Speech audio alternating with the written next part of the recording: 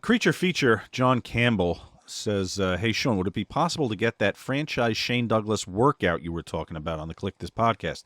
I greatly appreciate it, as I've always been a fan of Shane's, and as a gym rat, I admired his physique back in ECW. So I found the email from 2013, I think it was. You big, like some kind of a pack rat or what there? And an email rat? It sits in the file, bruh. It sits in the digital file.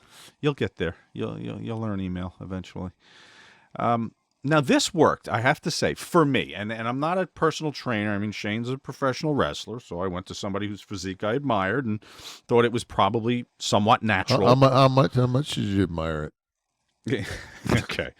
So you tell me what you think of this. This worked for me. This is there's probably new supplements and stuff that you can do, but this worked for me. He wrote me back and said, being a lean guy, should I do it a little, Shane? Like, being a lean guy to start is a huge advantage for you. Most 40-plus guys have to focus on liposeless first or fat burning. That's tougher the older you get, because to do it effectively, you have to get your heart rate up into the burn range, and that's not easy with tight schedules.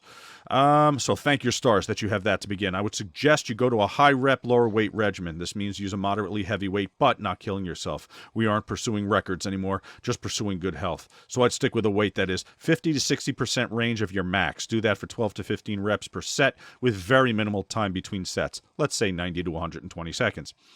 I'd still hit each body part 2 times a week, but do differing exercises for each part at each workout. You can find a ton of different movements in mags like muscle, blah, blah, blah, blah.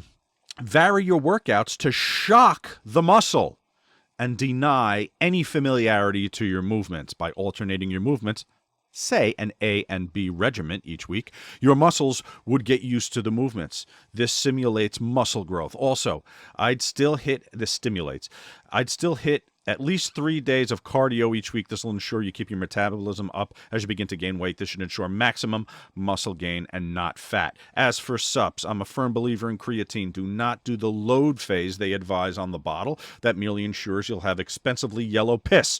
Do the recommended dose after the load phase, and your serum levels will go to where you need them. Also, as you do the creatine, make sure you drink lots of water to keep your kidneys and liver clear. Creatine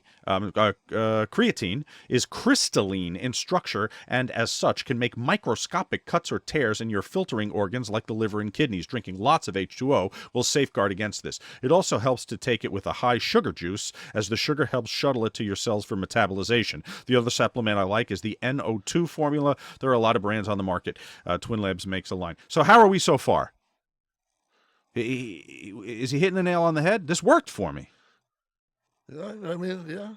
I mean, to me, though, like he said, like to get to fat burning, shit, man, that's so low of a cardio. Like to me, like when I want to burn fat, I get on the treadmill and I just walk maybe 4 miles an hour at a 3 or 4 incline.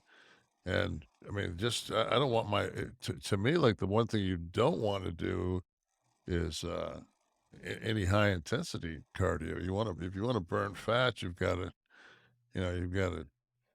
to put time in. I mean, that's, Ronnie Coleman used to do like, hour and a half, twice a day on the treadmill. That's not because the last thing you want to do is you don't want to break down muscle tissue. You don't want to bring up your cortisol levels. Okay. He goes on to tout the only other thing is testosterone. Also, you were saying about shock the muscles. Mm-hmm. I always thought that was just important as Peter Gabriel once said, it was a shock the monkey.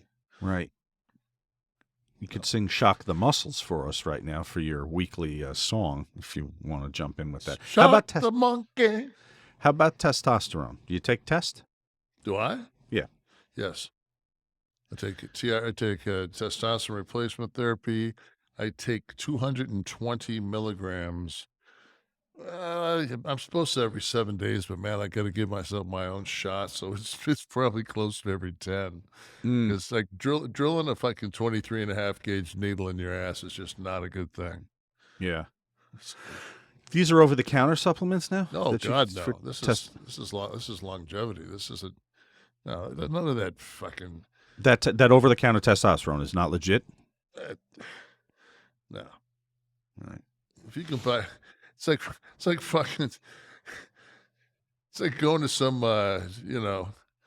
Middle Eastern gas station getting and buying hash. They're not selling you hash, okay? That ain't going down. It's some garbage or kashish. Yeah, whatever. Kashish. That's the guy's name that runs the Yeah. joint. No, it's just fuck. And the thing is, guys always say, yeah, I don't want to take roids, One thing, I don't want to get all big.